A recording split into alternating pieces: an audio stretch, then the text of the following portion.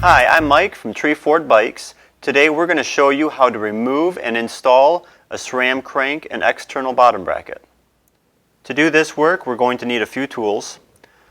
A 16-notch bottom bracket tool like the Park BBT9. Master link pliers we're going to use for removing our chain. An 8mm hex wrench. A torque wrench with a high torque setting, also with an 8mm hex. A pedal wrench. We'll need some grease and a clean rag or two. To prep the bike for the work, there's two things we want to do first. We need to remove the chain and we need to remove the pedals. This chain uses a master link. We have a really handy tool to do that called the Park MLP. Park MLP is a master link plier, so we're going to locate the quick link here on the chain using the pliers. We just fit it around the quick link and we want to squeeze to open that up so we can remove it.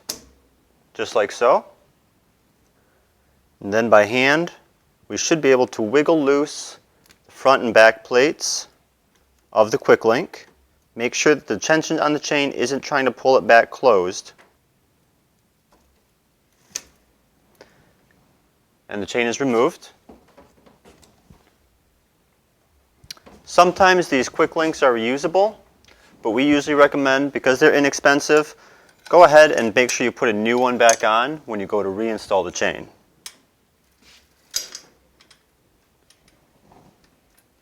Okay, now that the chain is off, we also need to remove the pedals.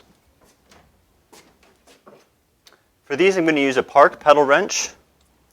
Now you want to keep in mind that each side of the pedals has a different thread. With the right side or the drive side pedal, it's a traditional right-hand thread, meaning clockwise to tighten and counterclockwise to loosen.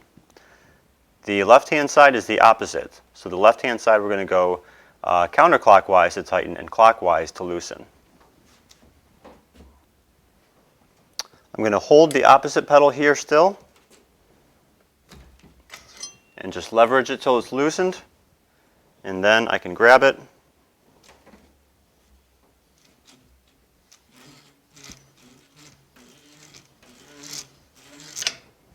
and pull it off just like so.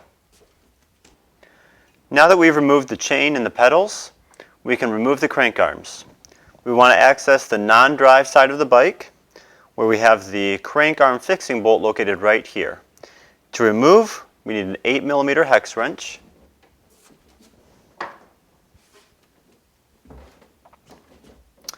And we're going to turn this inner bolt counterclockwise. These bolts are usually installed using a good amount of torque, so it may take some work to get it started. Usually secure the crank arm like so and loosen the bolt.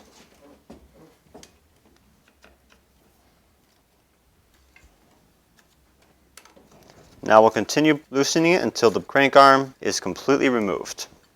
Now we can remove the rest of the crank simply by pulling it out on the opposite side. If you wanted to change out your chain rings, or if you're replacing the entire crank itself, this is the way to do it. I found it's always easier to change out chain rings with the crank arm removed from the bike.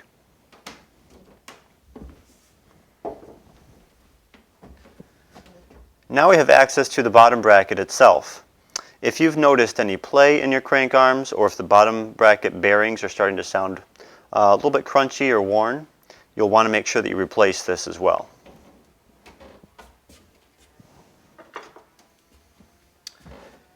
To remove an external type bottom bracket, whether it be SRAM, Shimano, Raceface, Truvativ, or FSA, most of those are going to use the same tool, which is the Park BBT9.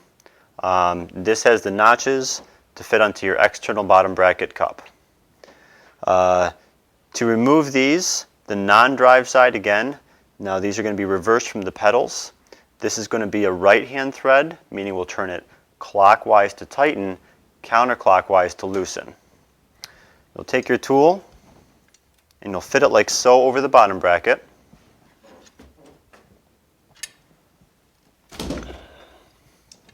and then you'll turn it till it loosens. Once it's loose, you should be able to remove the cup entirely at this point by hand. Set it aside. And then we're going to do the same thing on the opposite side. Again, the threads on the drive side are going to be the reverse, meaning on that side we're going to be turning it clockwise to loosen, counterclockwise to tighten. Now we've removed both cups from the bottom bracket. What we want to do before we install anything is first make sure that we clean out any dirt, debris, or old grease from inside. We're going to do that by using a rag and just wiping out the threads really, really well. Make sure you're getting any old grease or dirt or metal shavings or anything out of there so those threads are ready to accept your new bottom bracket. Okay, now our frame is prepped and we can install our nice new bottom bracket and crank arm. We're going to start by taking our new drive side bottom bracket cup. You can see it already has on this inner sleeve. This just protects the spindle and the bearings from dirt that might be coming in through the seat tube. Again, the drive side is reverse threaded, which means we're going to be turning it counterclockwise to tighten it. Make sure that you've greased your threads very thoroughly as well. That way this doesn't get seized inside the frame and you don't run into any issues next time you go to remove it. And now with the non-drive side, this one is right hand threaded, so we're going to turn it right.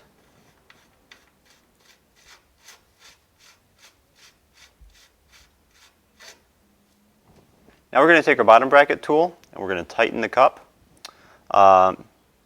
Torque specs on these is 25 to 30 foot-pounds. If you don't have a torque wrench, that's just basically going to be good, firm, tight. Just about like so. Now we're going to take our crank arm. We want to lightly grease the spindle and slide it back onto the bottom bracket.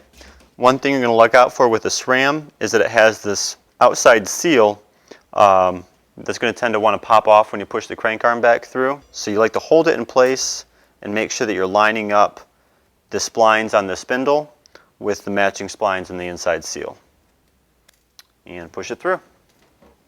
Now we're going to take our non-drive side crank arm, make sure that we're installing it directly opposite to the drive side, and we're going to grab our 8mm hex wrench and now we're going to tighten it on there.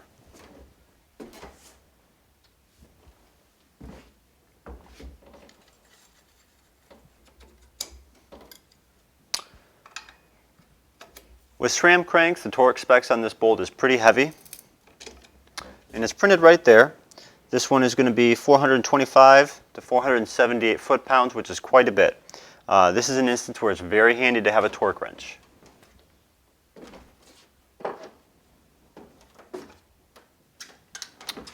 So we're going to use ours, fitted with an 8mm hex bit, and make sure that we get our torque specs on there. And we want to torque the bolt to the recommended specifications.